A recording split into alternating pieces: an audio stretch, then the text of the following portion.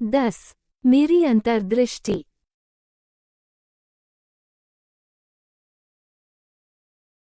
इन दिनों संसार नाजुक स्थिति से गुजर रहा है। दिन प्रतिदिन राजनीतिक दशा अत्यंत जटिल होती जा रही है। आर्थिक दशा अत्यंत निराशाजनक हो गई है। नैतिक, धार्मिक एवं सामाजिक अधःपतन अपनी अंतिम सीमा पर पहुंच गया है। प्रतिद्वंद्विता, अशांति एवं अरक्षा का वातावरण सर्वत्र व्याप्त हो रहा है। प्रत्येक राष्ट्र अपने पड़ोसी राष्ट्र को ईर्ष्या की दृष्टि से देखता है और उसका शोषण करने के लिए अपने सभी साधनों का उपयोग करता है। इन तथ्यों से संसार के राजनेता अनभिज्ञ नहीं हैं। वे विश्व की विभिन्न समस्याओं का संतोषप्रद समाधान करने के लिए हर संभव प्रयत्न कर रहे हैं, पर इस कार्य के लिए स्थापित सभी संगठनों के प्रयत्न कुल मिलाकर कोई संतोषजनक परिणाम नहीं दे पा रहे हैं। विश्व शांति की समस्या, जिसे बड़े बड़े राजनीतिज्ञ और राजनेता इतनी प्रमुखता दे रहे हैं, केवल एक भ्रम अथवा मृगमरीचिका मात्र है। योजक चिन्ह। भारत की वर्तमान अवस्था किसी उज्ज्वल भविष्य की द्योतक नहीं है। देश में सर्वत्र मतभेद तथा दलबंदी फैली हुई है। स्वार्थ प्रबल है। नैतिक सिद्धांतों की अवहेलना हो रही है। दाल रोटी की समस्या अत्यंत जटिल है। परंतु इतने पर भी हम में से कुछ लोग सत्य का उदय सोचते हैं कि देश उन्नति कर रहा है। वे घोर भौतिकता पर आधारित पाश्चात्य ढंग की सभ्यता की ओर देश का धीरे धीरे बढ़ना ही प्रगति का द्योतक मानते हैं। पर अब भौतिक युग की इतिश्री होनी ही है। पुरानी व्यवस्था परिवर्तित होकर नई को अवश्य जन्म देगी। विद्युत एवं अणुशक्ति पर आधारित विश्व सभ्यता का वर्तमान ढांचा बहुत दिनों तक रहने वाला नहीं है। इसका शीघ्र पतन अवश्यंभावी है। संपूर्ण वातावरण उग्र भौतिकता के विषैले प्रभाव से इतना अधिक दूषित हो चुका है कि उसे साफ करना अब मनुष्य की शक्ति से परे हो गया है। परिवर्तन के लिए समय अब आ गया लगता है।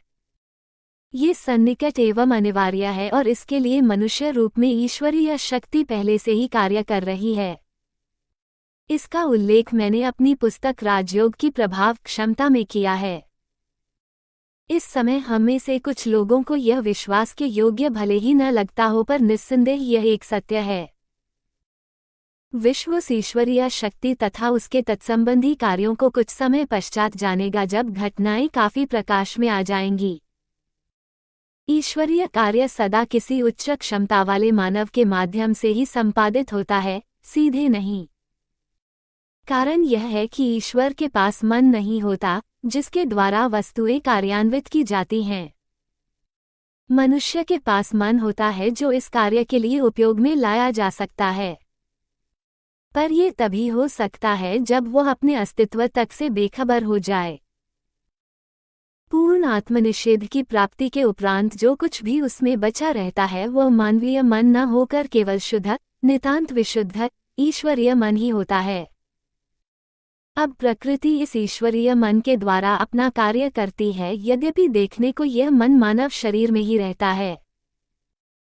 अब मैं पाठकों के सम्मुख आने वाले विश्व की एक झलक प्रस्तुत करता हूं, जैसा मैं अपनी अंतर्दृष्टि से देखता हूं। विश्वास। मेरी अंतर्दृष्टि करे या न करे, परंतु परोक्षदर्शी अवस्था में मेरे द्वारा प्रकृति के अध्ययन का ये परिणाम है। विश्व के अवांछित तत्वों का विनाश प्रारंभ हो चुका है, इसके संकेत स्पष्ट हैं। विश्व के अस्तित्व काल में कई बार ऐसी घटनाएं घटित हो चुकी हैं।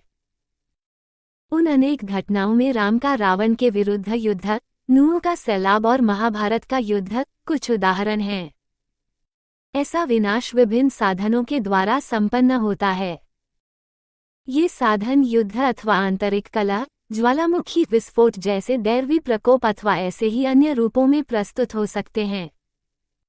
अब अंतिम दृश्य के लिए समय आ गया है और विश्व उसकी ओर द्रुतगति से बढ़ रहा है।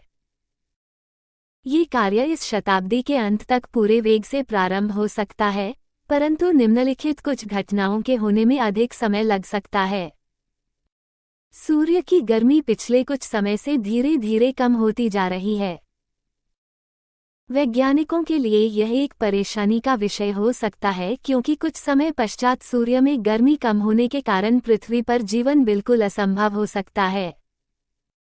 सारे भौतिक साधनों के होते हुए भी इन वैज्ञानिकों को इसका कोई समाधान नहीं मिल रहा है। परंतु मैं उन्हें यह विश्वास दिला सकता हूं कि सूर्य की गर्मी अभी इस सीमा तक नहीं घटेगी। आज सूर्य की गर्मी में जो कमी हो रही है वो प्रकृति के परिवर्तन कार्य में केवल शीघ्रता लाने के लिए हो रही है। इस कार्य के लिए नियुक्त व्यक्ति उसके लिए इसका उपयोग कर रहा है। संपूर्ण विश्व के निकट में होने वाली उथल पुथल का यह एक असंदिग्ध संकेत है। इसके पश्चात सूर्य पुनः अपनी संपूर्ण प्रखरता प्राप्त कर लेगा। महाप्रलय के समय भी पुनः यही संकेत प्रकट होगा, परंतु चूंकि वह अभी अत्यंत दूर की बात है, मैं उस पर यहाँ कुछ नहीं लिखना चाहता। इस संबंध में पाठकों की दिलचस्पी के लिए मैं सत्य का उदय यहाँ एक बात बतला सकता हूँ कि महाप्रलय के समय ध्रुवतारा अपने स्थान से कुछ अंश खिसक जाएगा तथा थोड़ा गर्म हो जाएगा। उससे गैस के रूप में प्रबल ऊर्जा का निकलना शुरू होगा और वह ऊर्जा विश्व तथा अन्य सभी विद्यमान वस्तुओं को विनष्ट कर देगी। उत्तरी ध्रुव से यह विनाश कार्य प्रारंभ होगा। वर्तमान उथल पुथल के परिणामस्वरूप भयंकर परिवर्तन हो जाएंगे और संसार का नवीन ढांचा आज के संसार से सर्वथा भिन्न होगा।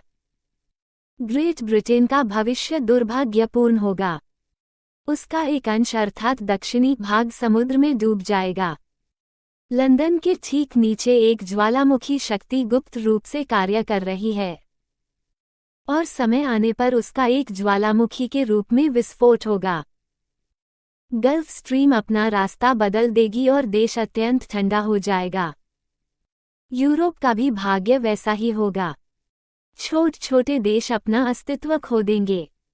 रूस का भविष्य अंधकार में है। वह बचा नहीं रह सकता। उसका अपना ही अस्त्र उसके लिए घातक होगा। साम्यवाद अपनी ही जन्मभूमि में दफना दिया जाएगा। अमेरिका अपनी संपत्ति निकट भविष्य में खो देने के खतरे में है और कुछ समय में वह बिल्कुल दरिद्र हो जाएगा।